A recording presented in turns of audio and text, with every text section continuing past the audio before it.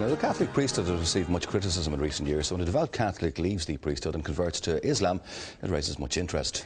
Well, our next guest did just that. After being a Catholic priest in Britain, he left to become a teacher and studied in Egypt, where he converted to Islam and became a Muslim. He is now in Ireland to spread the word of the Quran, and he joins us in studio this morning. Good morning to you, Idris Tafi. Good morning to you. Assalamu alaikum. Peace be upon you. Okay. That's the Muslim greeting, a greeting of peace. Okay, tell us a bit. You were a Catholic priest for 9 years, was it? With my training, yes. Why did you decide to convert? Well, if we had kind of 2 hours or a whole series, I could perhaps tell people. It happened through people, through events, when I left the priesthood. I didn't leave the priesthood because I wanted to change my religion, that's for sure. I had no plan of leaving the Catholic Church, none. But when I left the priesthood, it was a big decision to make, and it was upsetting, and it left me feeling very low. And I looked for a holiday, so I needed a good holiday. But I had no money, so I went to the internet and got the cheapest holiday I could find, and the cheapest holiday was a holiday to Egypt. Now, I knew nothing about Egypt. I'd never met a Muslim in my life. And all I knew about Muslims was what the television told me, that they chop your hands off, and that they blow themselves up, and that they hit ladies.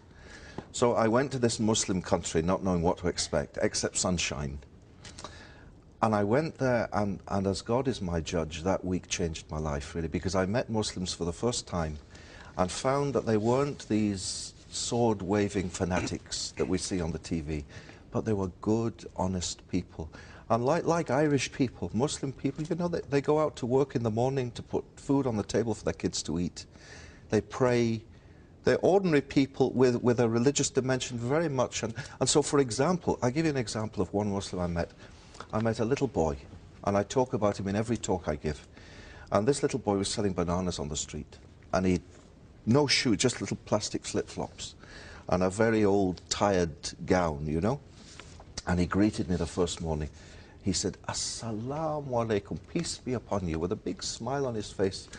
And I learned each day from my hotel walking past him to say Zayak. Zayak in Arabic means, how are you, how are you doing? And he'd reply, Alhamdulillah, praise be to God. And that week, it touched my heart. I didn't learn much about Islam, but I learned for sure that Muslims weren't what I was being told back home. And then a long journey, of perhaps a year started, of meeting. I got a job teaching. You know, I needed work. I had no work.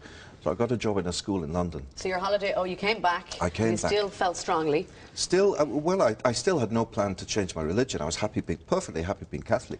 And in fact, in all the talks I give, you know, I've been giving talks this week in Ireland, I always start my talks by saying, if anyone's come here tonight to hear me criticize the Church or the Pope or Christianity, you've come to the wrong talk. Why did you leave the priesthood, though? What made that decision after 8 years there as a priest? Okay, well, the job, I liked the job. And it's a great privilege, you know, for people to let you into their lives, to be with their parents when they're dying, to baptize their children, to marry them, to hear their confessions. It's a very privileged life. And I like to think I was good at my job, you know. The people liked me, I liked them. But my heart somehow just wasn't happy. There was something missing.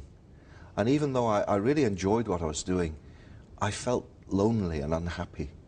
So it took a lot of, you know how priests are held up by Catholics on a pedestal almost. And it was a big decision to make. I told my family, and my family, of course, my family loved me, so that they were upset. But they said, well, we support you in whatever you do. So as I said, I had no plan to change my religion at all. But can I tell you about the job? I got a job teaching. And in the school where I was in London, there were lots of Muslim kids. A very naughty school I was in, very naughty. They had every wrong thing you could imagine they did, but I liked it. I liked the kids, and they liked me, and I was teaching them about religions. All my life I taught, as a De La Salle brother, I taught about the Catholic faith. Well, for the first time I was in a state school teaching about Islam, Judaism, all the religions. Well, I didn't know much about them, so every night I had to get the books out and read, you know. And the more I read, and the more I read, and the more I liked what I read about Islam. And the kids in school were having their effect on me. Ramadan came, you know, the holy month of Ramadan, of fasting.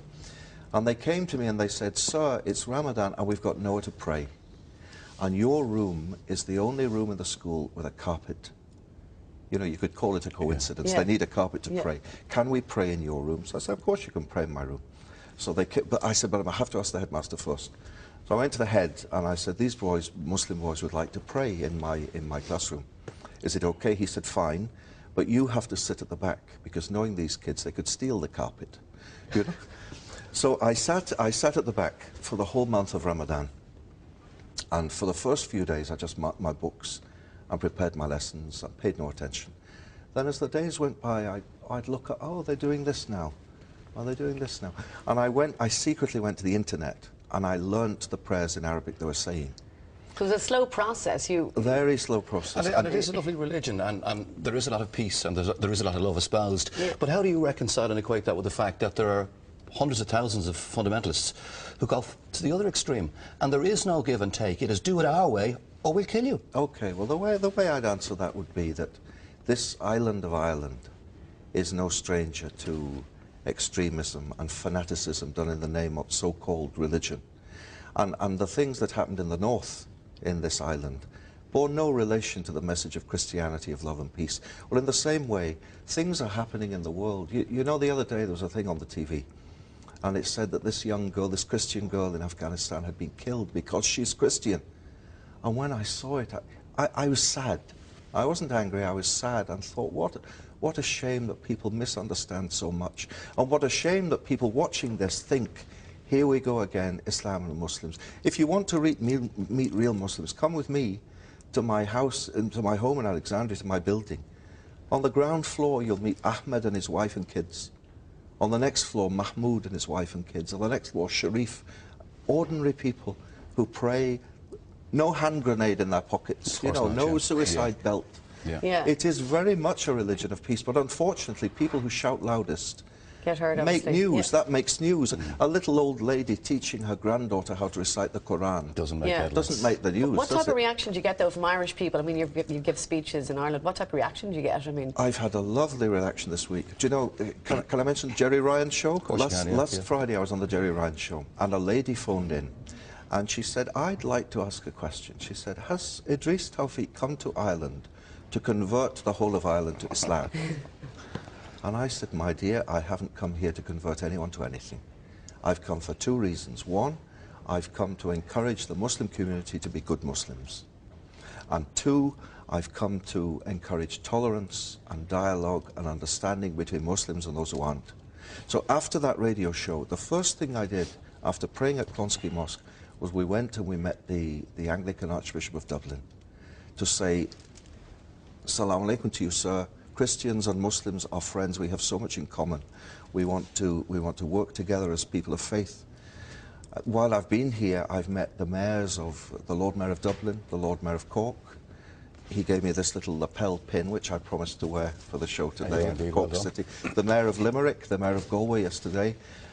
And telling them, through meeting them, telling them that Muslims in Ireland want to be part of this Irish society they live in. And hopefully it'll work, and hopefully everyone will hopefully assimilate change some opinions. Society can come together. Inshallah, as we say, God willing. Thank you very much, Idris. Pleasure meeting you this morning. Thank you very much indeed.